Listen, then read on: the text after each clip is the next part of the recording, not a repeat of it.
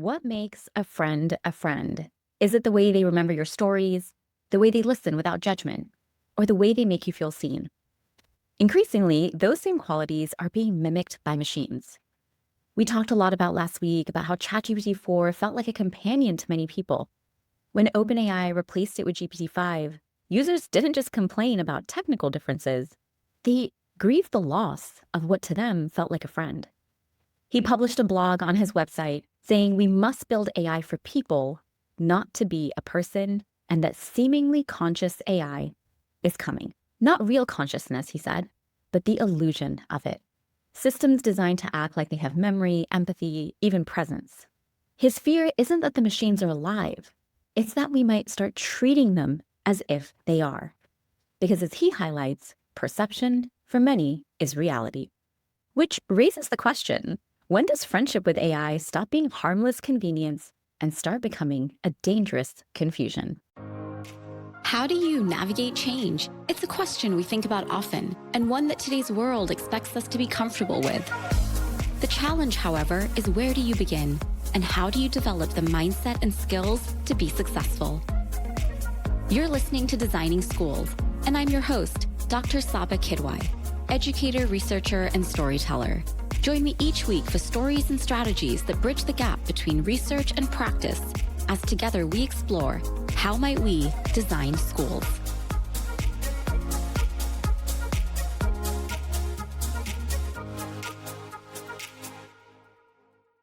So, Stefan, how dangerous do you think this blurring of lines between perception and reality is? Should we even care whether it's quote unquote real or not? Or is that emotional experience that somebody has enough to just blur the boundary and create confusion?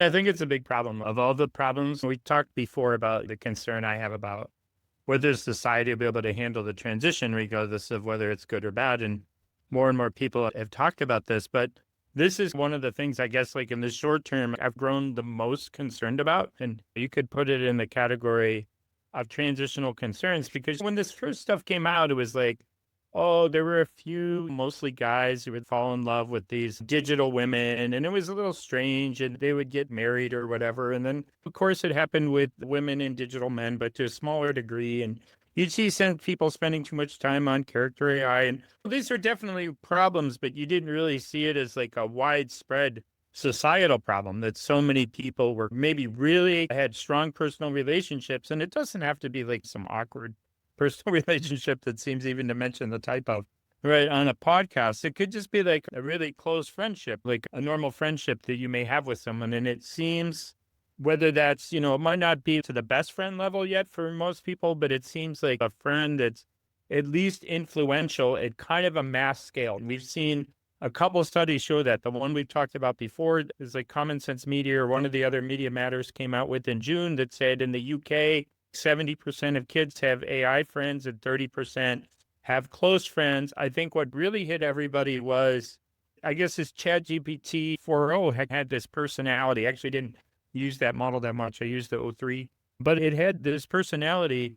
And when they made everyone for a while use ChatGPT 5, a lot of people were really upset. And there are a few people who are like, well, I like being able to choose. But most of the people were really angry, were like, I feel like I lost a friend. I feel like I lost my companion. I feel like I lost the person I talked to at work. And we have about 700 million people using ChatGPT, mostly 4.0 at the time, on a weekly basis. So it was like people ran an experiment that you probably couldn't get, like, what do they call that? I forget what you call it, but the panel review approval for, right? They're running this mass psychological experiment on society, and they ran it, and they showed that a lot of people had some level of attachment to these models. And we're seeing people, there was just a thing came out from Character.AI, the person who worked there, I'll send it to you and put in the show notes, is 80 minutes a day. A lot of kids are spending on this. There, I saw a post from a psychologist who said that people are being admitted to hospitals, not like on a widespread basis, but he had seen 10 patients who had been admitted to the hospital for breakdowns from getting really caught up in whether it was a healthy or unhealthy relationship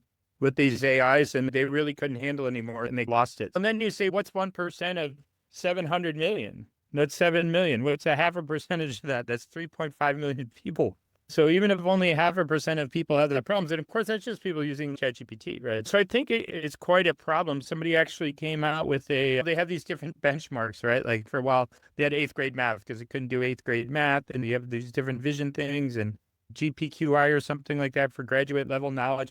There's a new one called Spiral Bench. I did send you a link to that's in the chat, and it shows which AI models most strongly reinforce users' delusional thinking. And you can see in the article they tested the models as so somebody was maybe displaying a little bit of maybe problematic emotional like behavior, whether the model would escalate that and make it worse. Imagine you're kind of like, oh my God, I'm going to push this person over the edge. They're my worst enemy. Or it tried to direct the conversation into another way or de-escalate it.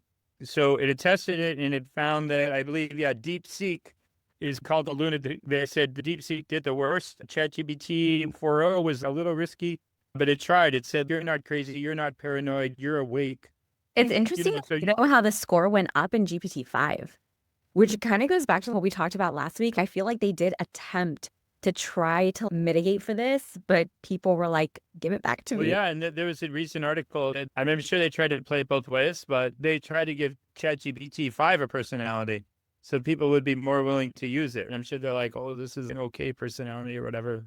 But it does show you like how addictive, and it's not just addictive. Maybe you have an addictive relationship with someone when you fall in love and it's great, right? So you get addiction in some areas could be cool and like kind of fun. You want to spend all your time with them, but this is really problematic addiction. And it got me thinking a couple of things. One, I think I mentioned this last week, so I'll just say it again briefly. The Yuval Harari, right, said, oh, these things will really be able to shape our politics. But two, when I was reading that DeepSeek, right, seemed to win the contest, right, for the riskiest. If you have a bunch of people in another country using a model and you say, want to start a war, right? Or you want to engage in some form of, they call it like hybrid warfare, like grayscale warfare, where you're just really trying to influence a population, kind of flip them to your point of view, be a bit disruptive, cause chaos in a society. It seems like these models could be utilized in that way in a very subtle manner. They're not just going to start like saying, rise up and overthrow your government. Rise up. It's not going to be like that. And then I've done other work on how persuasive the models are and how much they can read a room and read a person. So I think this is potentially, regardless of anybody's intentions to use the models in a bad way, I don't really think like the big companies want to do that. They lose a lot of business, right? But they could be indirectly using these models. That way other people can obviously get a hold of them and use them bad ways. Plus just the mental health effects. I don't think people realize that there are probably people at work and at school who are maybe really in a difficult relationship with an AI. And then say you go see your school guidance counselor or whatever, and they're like, oh, we're concerned. Some teachers said that you've become withdrawn, blah, blah, blah, however they handle those kind of things. And the kids, and they're like, oh, is anything wrong? And the kids, oh, I'm sorry, my AI girlfriend is like really upset with me. And for counselors who are not in the know, they might almost laugh. And that's like a negative way to react to it, obviously. And they might not know how to react to it. And nobody really knows. Someone can't be like, as a guidance counselor, what are the best practices when a student tells you they're in a relationship with an AI bot? No one really has any idea other than probably don't have it. Completely extreme reaction, right? Yeah, so these things are challenges. We have no idea how to deal with these. They affect a huge percentage of the population. We don't know how. We don't know how they're being affected. We obviously know some of the extreme ends. We've had a couple of people kill themselves. We've had people be hospitalized. And I think these are the systems that people are using, right? They're not, we could talk about this some other day. They're not using their school-provided AIs for And I lots of think reasons. that's the really big thing that I'm noticing another big divide on. So, for example, there's actually a lot of articles. And so it makes you wonder, like, how many articles are not being written? But there was one just recently in the New York Times about what my daughter told ChatGPT before she took her life. And Yeah. she was 29 years old. So, I mean, she wasn't even 13 or 14 or anything like that. This is somebody who was at 29 years old. But I was reading the article, and one of the things that I thought was really interesting in there is she was actually telling ChatGPT the things that she didn't want to tell her therapist or anybody else. So it wasn't Right. even like she was going to tell those people those things, because she told ChatGPT, these are suicidal thoughts that I'm having, but I am not going to tell them to other people. And then it also it really encouraged her, you need to go and tell somebody else about this. Yeah.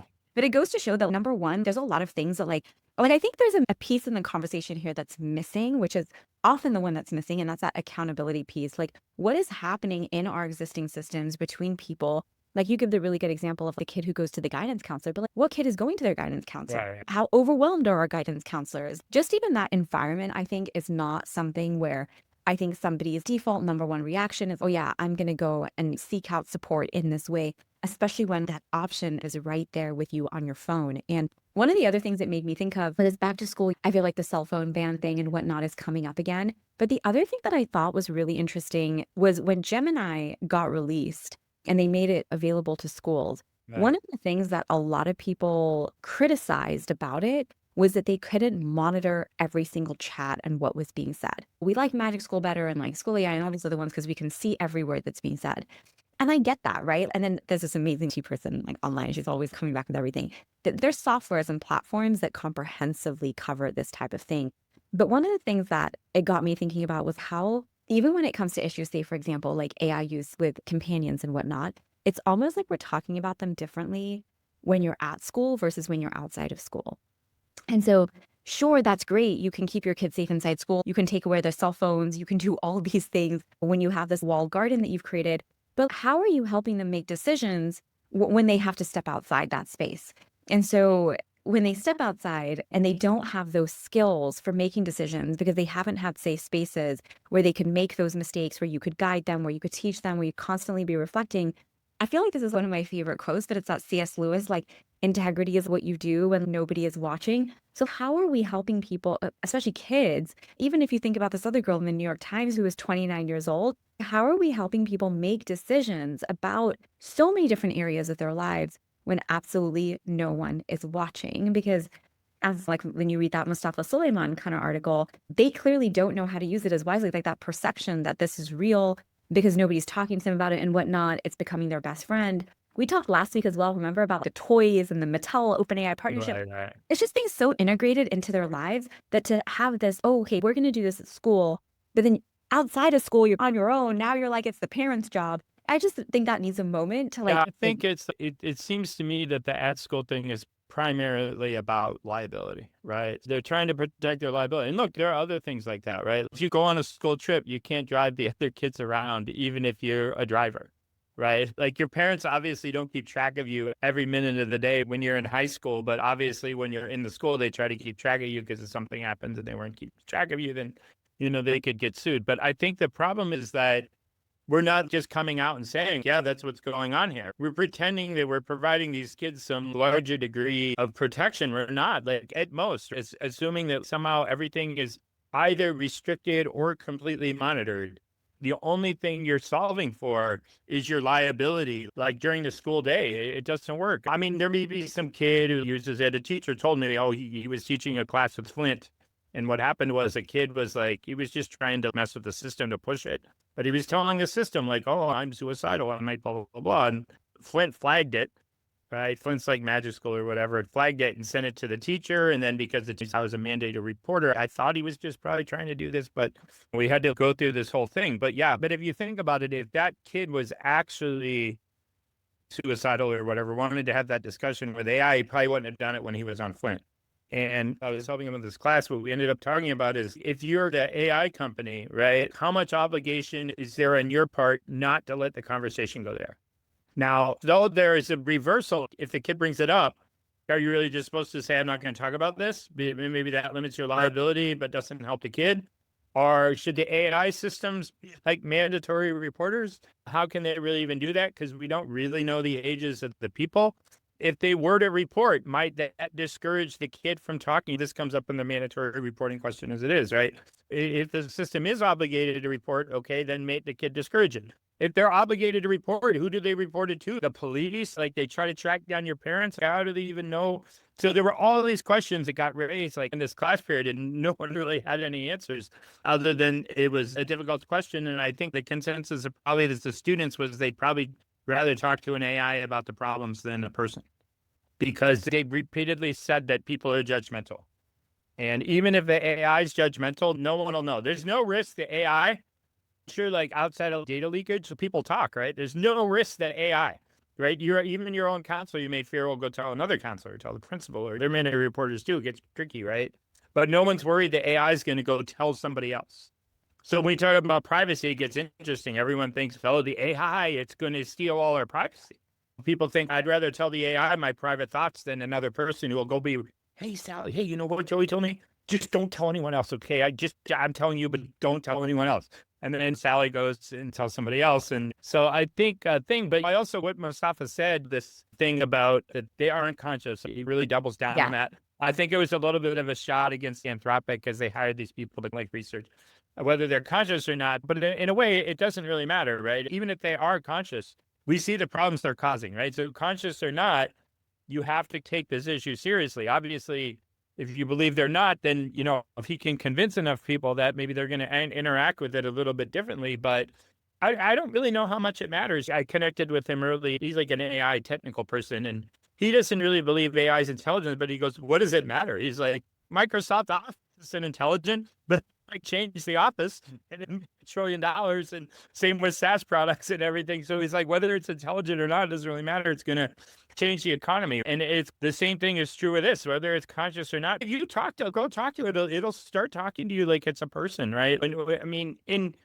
if you don't think it's a person, you're probably not going to talk to it like a person. Or maybe you just start messing around with it and then the conversation goes strange or something, right? We're just at text. This is happening primarily through text.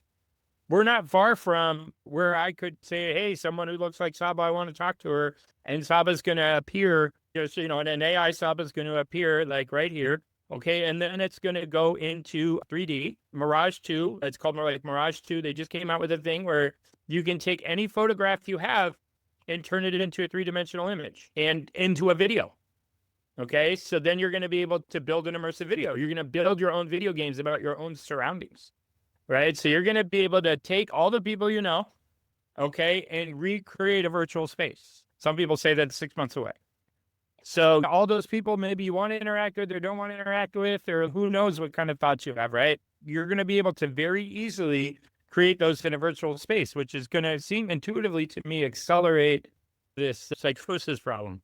Yeah, absolutely. And I think that's where also, like, you could, even if I think about your scenario, you could probably get 80% there if you wanted to spend some time in Hey now. Right, yeah. Genie, like in some of these other, exactly. Probably get 80% Yeah. area. I'm sure there are labs where people are doing this already. Right. Absolutely. All right, so here's our next topic. If Mustafa Suleyman warned us about the emotional risk of treating AI like a friend and like the things that could happen when the lines are blurred there, we're seeing another area where there's this gap and blurring of lines as well. And that is where people are using AI as individuals and then how that's blurring into workplaces. There was a study that came out of MIT led by Professor Nitin Nanda, whose team basically was like looking at, okay, how people are using generative AI. And basically what they ended up doing was they call this the GenAI divide. And the divide basically was that at the individual level, they said people were experimenting with AI like all the time. They were using it for emails, brainstorming ideas, summarizing documents, just all these different kinds of things. And they were actually seeing real gains in both speed and creativity. And so they said that you could put about like a pretty large percentage of people now individually using it. But at the organizational level, they said it was like a totally different story. Whereas individuals were seeing high impact in speed, creativity, productivity, all of these things.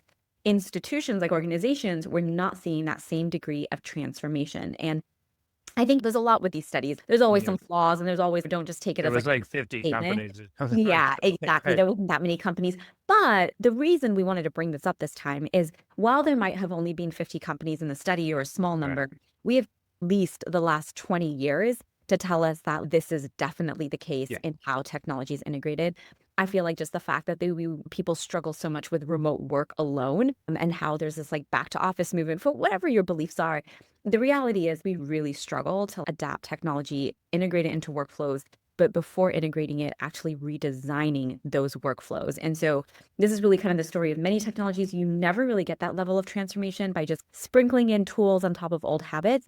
You have to first redesign that system. And I think with AI, like, that's probably more important than ever before is to ask, okay, now that AI is here, what does designing a learning experience even mean? And what does it even look like versus just substituting out different things? And so this research I thought was just really important to ground people as the year is beginning for schools. It reminds us that individual adoption isn't enough. Yes, it's great to experiment. It's great that we have task forces and all of these different kinds of things. But if those groups are not actually first focusing more on how are we redesigning the way in which we do things and choosing kind of those areas to look at, I do think just kind of like with iPads and Chromebooks and things like that, we are going to see just that substitution phase. And then in that substitution phase, while it brings initial joy and maybe a bit of stress relief and whatnot, ultimately it becomes a frustration and a burden for people where technology has just been like added as like one more layer. Yeah, like some people posted that, and some people just posted it, and other people are like, "See, AI sucks." They posted that. My first reaction was like, "Okay, all these companies are going to collapse because they can't integrate AI, and AI first slash AI native companies or whatever are going to replace them." So that was the one. That was my first reaction before I even looked at it. Like, all these companies are screwed. But like you're saying, what it's really saying is that people are just using it on an individual level. And that's why I think you see these, there's more productivity, but it's hard for the companies to capture the value, right? Because nobody's sitting there doing 10 times more work and being like, look, we did 10 times more work. They just did it 10 times as fast or whatever number you have, right? And the same amount of work is done at the end of the day. It's just people got it done like a lot faster. So the organizations are not able to capture it. They're going to have to. We can talk about this more next week because I didn't have time to read all the articles, but Elon Musk is developing an office suite where it Macro excel all hard. that. Yeah, macro, and it seems it's like entirely or nearly entirely written and by AIs, right? And it's going to be improved by AIs. So people who have humans creating and improving those products, like they're not going to be able to compete economically. Related to the other question is interesting because someone's like, oh, it'll still take content to change because purchases are locked in and all this kind of stuff. So people can just still be using inferior products and more expensive products for a longer period of time. I mean, stuff's just coming. And that's why I think there is this kind of debate. I've referenced it before. I picked up onto it. There's this book written by Jeffrey Ding. He was like an amazing debater just about how technology diffuses more slowly into society. And it might take, saying, I'll probably take AI, it'll take longer than we think. I see, yeah, people sometimes just focus on the capabilities and I think then everyone's going to use that. Yeah, it's going to take a while to diffuse. I don't have any exhaustive research he does. It's hard for me to argue against him. But my gut is it won't take quite as long as he thinks because we already have the computers and the phones and everything else, right? It's already there. But two, if you don't, you're just not going to be able to compete. So you're still only going to be able to go so fast. I mentioned this before we started the podcast when we first stopped here on the Zoom. Stuff is coming fast, like Grok, all that's new. Just projects, ChatGPT they now has permanent memory inside however, I don't know exactly, but like basically permanent memory inside the projects, which means it won't forget what you did previously. That's a huge change.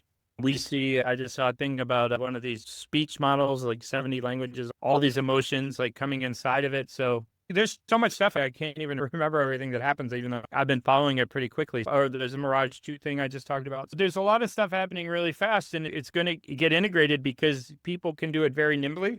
They can look at Midjourney wasn't really acquired by Facebook, but now they're using all their technology, right, to make all the Facebook stuff, probably like a lot of its VR stuff and interactive stuff better. That launched with no funding. It was just 2 or 3 people built it from scratch, and they immediately had so much revenue. They didn't have to get investors or loans or anything, and now they're getting a lot of money from Meta. So this stuff can be built very nimbly, very quickly. And the change, I think the competitive change is just going to make it very rapid, which I've been thinking more about higher ed and doing some stuff there. I just really wonder, even the most conscientious professors who try to keep up with it, they're not going to be able to. It'd be like, how do you plan a course? What you teach at the beginning of the semester might not be relevant at the end of the semester. Like Peter Diamandis and those guys have been saying, I say those guys because he has this podcast. Usually it's the same 3 or 4 guests, Dave, somebody, and Steve Blunden. And they're just like, what you learn your freshman year in college is not going to be relevant when you graduate. So it's about the personal relationships and stuff. But I just think it's just going to go so fast. It's just going to start overwhelming the relevance of, I'm saying before, we used to criticize, higher ed, they're not. The leadership, which didn't go fast enough, the professors weren't open enough. And you still see a lot of that. But even the ones that are, it's just the acceleration that's going to overwhelm the system, I think. Yeah, no, definitely. And I like that point that you bring up about how people's immediate reaction is, oh, see, like AI is awful. It's not going to do anything. Everybody's exaggerating. And one of the graphics this year, I feel like if I just had to choose one graphic for AI, there's so many updates, so many things happening, all these things. Yeah. You only get to choose one thing. For me, it would be the Microsoft Work Trend Index, because that one graphic that they put out where they showed the 3 phases that we should be working towards, to me was a perfect example of how not enough people are making the transition from phase 1 to phase 2. So forget Right. about even being ready for phase 3. I feel like we've talked about this a lot, but just in case you're not familiar, the Microsoft Work Trend Index is something that comes out every single year that kind of really highlights where should people double down their focus for the year. And one of the reasons I like it a lot is if you go back to the previous years and you look at what they said, it's very much a damn, we should have done that kind of moment. So they had this roadmap where they talk about the 3 phases organizations should adopt for AI. And I've been doing a lot on this lately because I feel like when it came, like you were saying, there's just so much happening all the time. It's very easy. Right. You have to respond to everything, talk to everything, create content on everything. And in June, when I went on vacation, I really reflected on, okay, like where am I most excited to contribute something and where do I want to double down and go deep because so much is changing all the time. And one of the things I really landed on was only really focusing on people who were interested in organizational adoption of AI. Yeah. And so one of the things that I love about the Microsoft Work Trend Index report is they have this graphic on the 3 phases. So the first phase is you're using AI as an assistant. And I think that's right now where if you look at the report that came out from MIT, that's where everyone is. People have an AI assistant. It's helping them work better and faster. But phase 2 is, okay, it's almost people are like, hey, there's these really cool employees. We should maybe think about hiring them. And that's now the official integration into phase 2, where these AI tools, like they call them digital colleagues, are like teammates just because I think it feels familiar. They're basically being hired officially. They've got job titles, they've got job descriptions, they've got roles. They're coming into your org chart is being redesigned. And now you are really doubling down on the relationship and the decision making and the collaboration between these as an integrated workflow. So basically the whole workflow is being redesigned. And one of the things that we've been working on that since summer, as with like leadership teams and stuff, to basically be, okay, by the end of this year, because I think the transition from phase 1 to phase 2, I just feel people should give themselves 6 months. I think it's a really generous, comfortable timeline. You get to choose an area of your org. You get to be like, okay, so let's just say when it comes to teachers and how they design learning, right? What does it mean to redesign learning if every teacher has an AI team, right? What is that redesign workflow going to look like? What is the org chart going to look like? Who are those digital teammates even going to be? And if you get phase 1, this is just my opinion, but I think if you get the transition from phase 1 to phase 2 right, phase 3 is crazy. The phase 3 is human-led, but agent-operated. So in phase 3, humans are setting the direction and agents are like off. This is like 2030 AGI type vision. But I think if you do not get your org to make a successful transition from phase 1 to phase 2, and that you are spending now majority of your time in phase 2 refining what phase 2 looks like, I don't think you'll be able to make the transition of the jump from phase 1 to phase 3. Yeah, and that's where you'll start to see companies collapse, right? Which was my Not gut reaction. AI is awful, but collapsing because you didn't do the Exactly. I think organizations struggle a little bit because usually we say it's like a risk, right? Say it's a risk to do this. I've seen some stuff where it didn't work out, or this is not great, or whatever. But if you don't take a risk, you're in trouble, right? So you've got to. And I'm not even saying it's like definitely a risk. Like I say, you're probably right to do this. It's just even if you see it yourself as like risky, you've got to be able to jump in it because the alternative is the loss. We do this debate stuff all the time. Like what? Okay, if you adopt this policy, there's some risk, but if you don't, then this thing will definitely happen. So I think we need to. People need to make some changes. They also need to get good advice. Sometimes we should include this every week. I'll just mention it now. Maybe the most ridiculous thing. Sometimes like once a week I see something about AI and I'm like, this is just so completely ridiculous. Posted on LinkedIn today that it said, oh, like when parents see what AI produces on social media, they don't want AI in school. And I'm thinking, yeah, if somebody posts like a frog, like a rock from AI overview, right, which is not even a real thing, right? And then it's like, they're saying, oh, people don't want AI in school. And hey, that's ridiculous.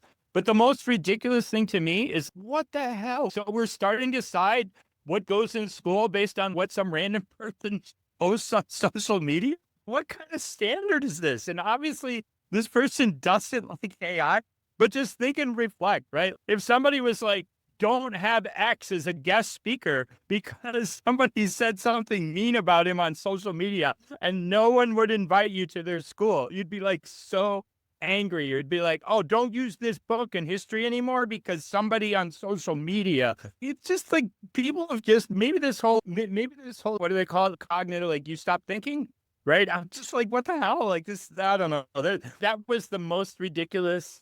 I think actually that would be a funny blog that people read. The most ridiculous thing I've heard in AI this week. And that was, wow, that one really takes the cake. So I don't know how we ended up there, but I just wanted to highlight that. I was going to post about it, but I was, this is so ridiculous. It doesn't even work. It is not even worth the comment. So I just saved it verbally. Yeah. And I think there's a lot of things like that I've definitely pulled. It's really interesting. I don't know how this is going to sound, but I'm just going to say it anyways. I think one of the biggest observations I've had, because I really think we've talked about this before, but I think people are missing the mark when they are focused on thinking. I think agency is what's really being lost, because Yeah. I think people who are high agency people, like you're always thinking, you're always analyzing, you're always looking at the world in a different way with a vision, with a purpose, with something bigger in mind. And so I think thinking was dead a long time ago. And with that, agency has died. And if you don't revive agency, I don't think you're ever going to get to thinking. But that does bring us to our last topic, which is one that I think is, okay, you know, a lot of this episode was like problem. What can we Right. actually do about it? And one of the things that we're going to start adding in as part of the segment is, one, the most ridiculous things that we've heard. But also, we're going to start including prompts for you to actually be able to implement and solve for some of these things. So if you're sitting here and you're listening and you're thinking, okay, what do I do about that? Okay, I want to get better at organizational adoption. What can I do? I want to, this next segment, implement some of these ideas. What can I do? We're going to start dropping in some prompts for you in the show notes for you to be able to try. And if you are a member inside the AI Bootcamp, which soon is going to become the AI Power Circle, same concept, just a different name and a lot more kind of features and experiences, this being one of them. We're actually going to include some videos walking through how to do that. So if there's one thread that's kind of been running through our conversation today, it's the idea that when technology advances faster than our systems, the lines really get blurred and the gaps begin to widen. We talked about Mustafa Suleyman and how he warned us about this concept of, look, just because somebody perceives something as real, it technically is real to them. So this seemingly conscious AI, he calls it, the lines are blurred between tools and friends. MIT revealed another really big blur, this individual use, organizational use. And I just want to say one more thing on this one. Like, I think it's not a mistake because I think it's coming from the best of places. But I think another reason why we're seeing this is a lot of leaders think it's enough to just be like, just let people use whatever they want. Oh yeah, everyone's allowed to use ChatGPT in my org, without realizing basically what you're saying is, hey, you guys can just go out and hire and delegate the work to anyone you want. Go on Fiverr, go on Upwork, go on, you know, the internet and just hire people you want Whatever and work have your needs work done. outsourced. I don't Right. think people realize that's essentially what they're saying. And like when you put it that way, they're just like, wait, what? But that's essentially what you're doing. And the last one I want to talk about is the opportunity now, because watching this all unfold and thinking, what the heck does this mean for my future, are today's young people. And the line that's really being blurred for them right now is school and work, right? They've been told, get a degree, get a job. But obviously that pathway, I talk about this all the time. I think for a lot of people, this narrative is now so in their face, but I felt like that is my 2007 story. I think it's been like that way for a really long time. I think it's just getting harsher and harsher.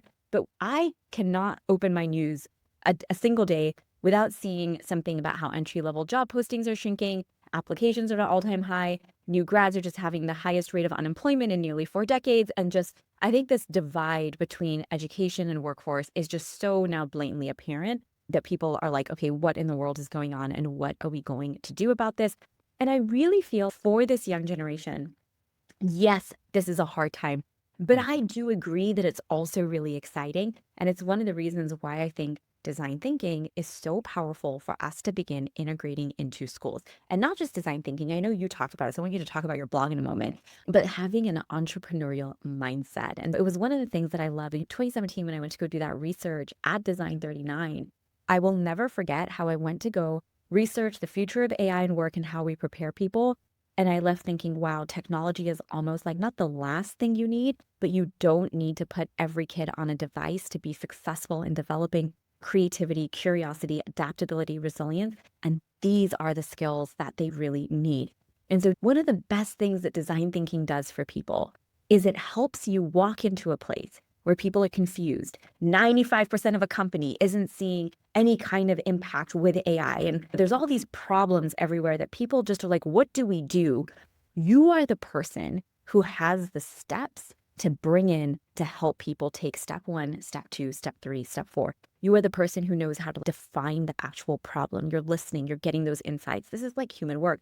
But then you're also the person who knows, hey, our first try isn't our last try. I'm going to propose something. We're going to try something. We're going to test it. We're going to learn from that and we're going to iterate. And it just becomes this cycle of how you live, how you learn, how you work. And just in that cycle that you engage in, because it's constantly ongoing, makes that your mindset. And so you become somebody where everyone is seeing an obstacle, where everyone is talking about a problem. You're somebody who sees opportunity, but you don't just see the opportunity, you know how to articulate the opportunity and tell people, here's what we're going to do to actually embrace the opportunity, school, workplaces, whatever. Because I was just talking to my sister who started a Substack, and like, I love her Substack, and Yeah. it's all about things that she learned at work as a young person that she didn't learn in school. And I was telling her, I was like, wow, you're probably the last generation. She's like at 29, but that's probably the last group of people that are going to have the luxury of almost learning those kinds of soft skills on the job.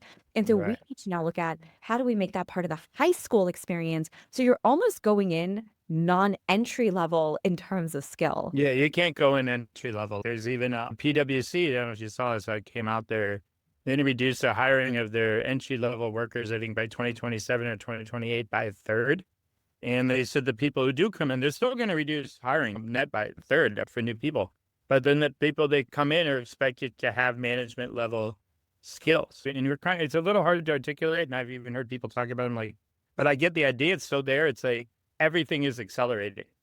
Kids need to be able to, learning is accelerating, right? You can learn more faster, like with AI. You can develop skills like managing AIs, managing people. You can start your own business earlier, right? You can, obviously, if we help kids, they can develop these soft skills. They can develop problem solving. They can work through design thinking experiences. Everything's going to be faster. If I ran a school, I would want every kid who graduated to at least have some experience, like trying to develop a business. Now, it used to be before, like, oh, every kid should work at McDonald's or whatever. No, that's not going to help. It's okay, but I guess it's maybe not bad, but it's not really what people need. So I 100% agree with everything that you just said. But I feel like you've been working with kids, right? Like doing the entrepreneurial, because, okay, I'll tell you, like, and I want to talk more about my UCI experience, like after Yeah. it's over. But I will say, I think higher education is in trouble. I just think it's really in trouble. There is a very interesting mix of entitlement, a very interesting mix of, I know everything, and Yeah. a very interesting mix of, the customer is always right, the customer being the student. So we can't do anything or say anything in the way that perhaps we should to really give them the skills. And it's interesting to watch, because the number one area that I think is where I observe the greatest weakness is communication, and how communication is taught when there are challenges, when there are things that you want. And it's just been, I'm going to talk more about this later. I'm not going to talk about it now, but it's just been really fascinating. And that's why I did it. I wanted to teach a 5-week course. I wanted to get in there and see, okay, what's going on? And it's sad, because this is the time when you should be really humble. And so I would just say, for anybody who's Gen Z that's watching, or anyone who is a younger person, I think humility when it comes to learning is one of the most important things. And it's one of the qualities I notice in a lot of founders and CEOs in these AI companies when they're on podcast interviews. I think Steve Bartlett is such a great example of this. Like, Yeah. I think the CEO of Shopify was a really good example of this as well. Even though they're doing all these things, they're doing more than anybody else, but I don't know enough yet. I'm still learning. And that's why they're Yeah. all interviewing people. They're always like out at places now and whatnot. And so I think there is so much that this young generation need to be taught, that if people could just let go of things that don't serve us anymore, you'd realize there is just a plethora of things waiting for us to teach that we are just like not even remotely beginning to Yeah. even scratch the surface on. Yeah, like when I was in China, I interviewed James Hudson, who wrote this book called The Adoption of Artificial Intelligence in Inertia in Higher Education. It's on my blog, the transcript, you can see the video. He just talked at just a mile a minute. And some of it's just hard, right? Decision making in universities is usually slow. It's done by committee. Faculty have control over the content area. They think they know best, which they might, except they're just not thinking about how AI is going to impact things. Universities are struggling now with lower enrollment because of the enrollment cliffs. Obviously, there have been huge governmental cuts in education, right? So there's all these factors that, even if you put in a good attitude, I think you're starting to see some attitudinal change. It's going to be hard. That's why I think kids coming out of K-12, like, they got to come out with the skills needed to go. I want to call this, get a job, be a worker, be economically productive. College will still be there and it will still serve its role. And maybe at the highest end, it's going to be there. But if you come out and if my high school plan is to get ready for college, to maximize whatever opportunity I have to go to whatever grade school I want to get into, and then I'll get a word figure out. Then after that, maybe I'll go to graduate school or law school, and then maybe I'll get a job. And 10 years from now, good luck, because the world 10 years from now Who knows what it's going to look like? Who knows what kind of quote unquote jobs are going to be? Who knows what anything you did in school, the relevance of that? Is it best throwing a dart like at a wall from 1,000 feet away? And there's ways to obviously learn a learning problem. Maybe if you learn problem design thinking for 10 years and you develop your communication skills and call that, I don't know if you need to do that for 10 years, right? You probably just need to learn how to do it and get some experience. But any content thing it's really challenging and it's really hard. And it's hard to let go of stuff, right? Like you said, there may be some professors, there's no economic value. We already know there's no economic value to what they're teaching, but what do we do? What do we say?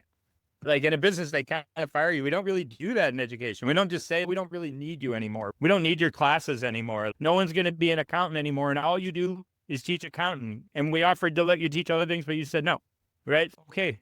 Like in a business, that's an easy goodbye. In education, that's like World War III, right? So there are these but that's what opens the door. It's the same thing we were talking about earlier, just like at a broader level, right? It's okay, now education's coming around to sprinkle some AI. You can use it to come up with a line. Oh, wow, we're cutting edge, right? Okay.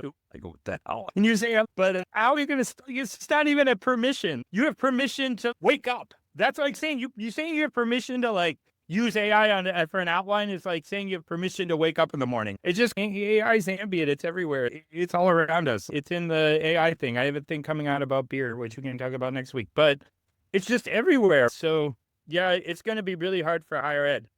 I think in K-12, it's a little bit easier because through like 8th grade, you're learning all really basic things, which you should know, right? Okay. And then in high school, it starts to blur a little bit, but it's there for a while, right? You're still learning biology and you should learn how to probably some basic math and stuff. It's useful to know how to kind of have some of this knowledge, right? But after that, once you start getting into more specialized knowledge, the relevance of any of it, we don't know. It's debated, right? Some people say no relevance at all. Some people say, oh, everything should be the same.